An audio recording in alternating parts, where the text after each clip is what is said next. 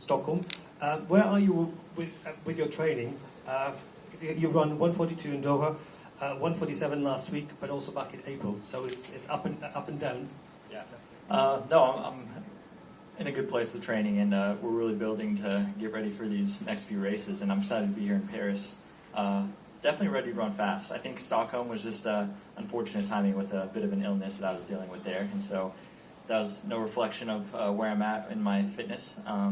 But hopefully turn things around and race fast against these guys and get some fast times. Hopefully some 142s, 141s. Yeah.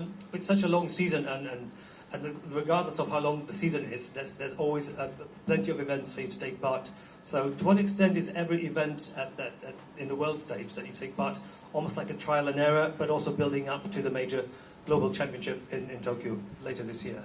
Yeah, it's been really difficult to have a steady build now with how the environment is with the 800 meters. It's crazy how fast we've been running this year and the year prior. So it's almost like you have to bring your A game for each and every race, and so I think that's been a lot of fun to deal with. But yeah, I guess behind the scenes we're trying to build up for those big moments, but having all these incredible competitors kind of make each moment a big moment. So you got to come out here and compete and do the best you can whenever you can. And when you're not able to bring that A game, and in particular you've just mentioned Stockholm, unfortunate illness.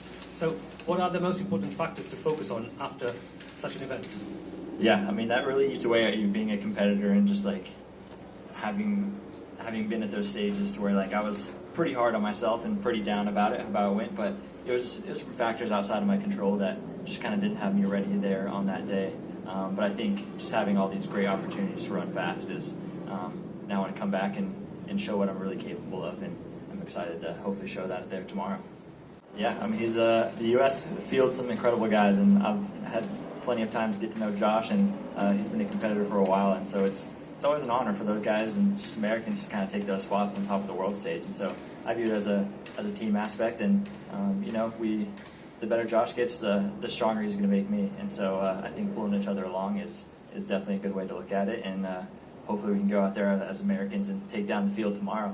The US team is quite tough, it's quite competitive. So how does the depth and breadth of athletes that are available to make that team and want to make that team force you to become stronger, faster, and even better athletes than you are?